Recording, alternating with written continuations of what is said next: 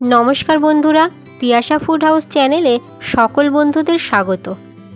আর বন্ধুরা, সাদা তেল দিয়ে আজকে আমি একটি রেসিপি আপনাদের সঙ্গে শেয়ার করব।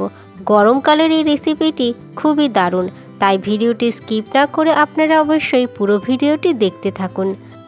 তাহলে বন্ধুরা, আজকের আমি রেসিপিটি শুরু করছি।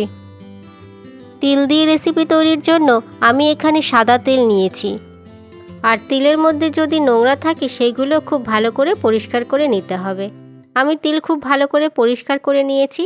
তারপরে আমি ওভেনে একটা কড়াই বসিয়ে দিয়েছি। আর এই কড়াইয়ের মধ্যে 1 বাটি পরিমাণ সাদা তেল দিয়ে দিচ্ছি। গ্যাসের ফ্লেমটাকে মিডিয়ামে রেখে শুকনো খোলায় বেশ কিছুক্ষণ টাইম নিয়ে আমি এই তিল টেলে নিচ্ছি। এছাড়া বন্ধুরা, আমার চ্যানেলটিকে এখনও যারা সাবস্ক্রাইব করেননি তারা চ্যানেলটিকে সাবস্ক্রাইব করে পাশে থাকা বেল অপশনে ক্লিক করে দেবেন।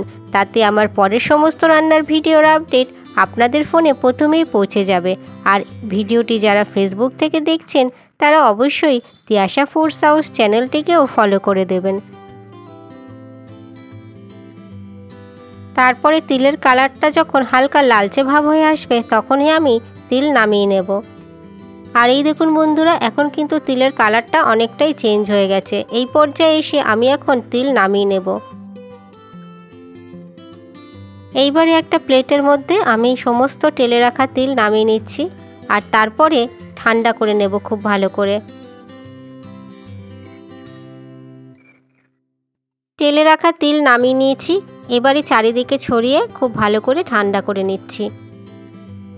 তারপরে আবারও ওই কড়াইয়ের মধ্যে আমি কয়েক টুকরো রসুন আর 4টে কাঁচা লঙ্কা দিলাম। শুকনো খোলায় আমি আবার রসুন আর কাঁচা লঙ্কা টেলে নিচ্ছি। তবে বন্ধুরা, আপনারা চাইলে সামান্য একটু তেল দিয়েও এগুলোকে ভেজে নিতে পারেন। আমি এখানে শুকনো করেই ফ্রাই করে নিচ্ছি। আর এখন কিন্তু এইগুলো মোটামুটি ফ্রাই করা হয়ে গেছে। তারপরে আমি নামিয়ে নেব। তারপরে আমি শিলনোড়ায় তিল বেটে নেব। তিল পুরোপুরি ঠান্ডাও হয়ে গেছে। এইবারে আমি পুরো তিল শিলের মধ্যে দিয়ে দিচ্ছি।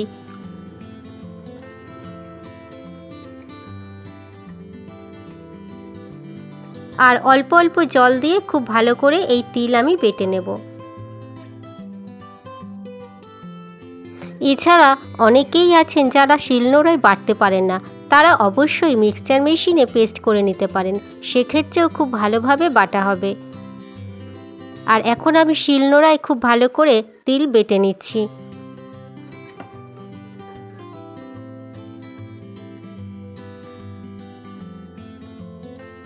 আর তিল এখন ভালোভাবে আমি বেটে নিয়েছি। তারপরে আমি তেলে রাখা রসুন আর লঙ্কা দিলাম। আর এবারে দিচ্ছি 1 চামচ কালো সর্ষে।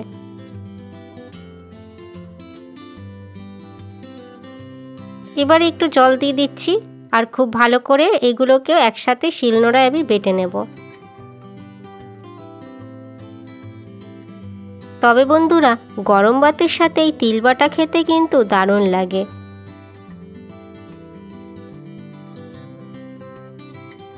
আর এখন রসুন লঙ্কাও ভালোভাবে বেটে নিয়েছি।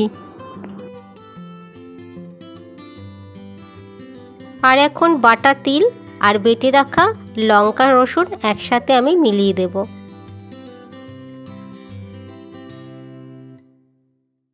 এইবারে আমি এর মধ্যে দেব পরিমাণ মতন স্বাদ অনুযায়ী নুন। নুন দেওয়ার পরে আরও একবার খুব ভালো করে আমি তিল বেটে নেব। তাতে তিল পুরো মিহিভাবে বাটা হবে।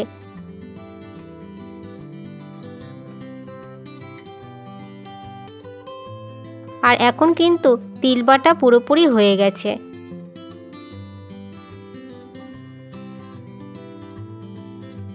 এইবারে আমি এই বাটার মধ্যে দেব কাঁচা সর্ষের তেল। তেলের পরিমাণটা একটু বেশি করে দেব, এতে টেস্টটা বেশি হবে। আর এবারে এই তিল বাটার মধ্যে কাঁচা তেল একসাথে খুব ভালো করে মিশিয়ে নিচ্ছি। তাহলে বন্ধুরা, রেডি হয়ে গেল আজকের এই তিল বাটা। আর আপনাদের যদি এই তিল বাটার রেসিপি যদি ভালো লাগে তাহলে ভিডিওটিকে লাইক অবশ্যই করে দেবেন। কেমন হয়েছে সে বিষয়ে কমেন্ট করে জানিয়ে দেবেন। এছাড়া রেসিপিটা বন্ধুদের সাথে শেয়ারও করে দেবেন। আর আপনারা অবশ্যই ভালো থাকবেন, সুস্থ থাকবেন। আর ভিডিওটিকে প্রথম থেকে শেষ পর্যন্ত দেখার জন্য অসংখ্য ধন্যবাদ।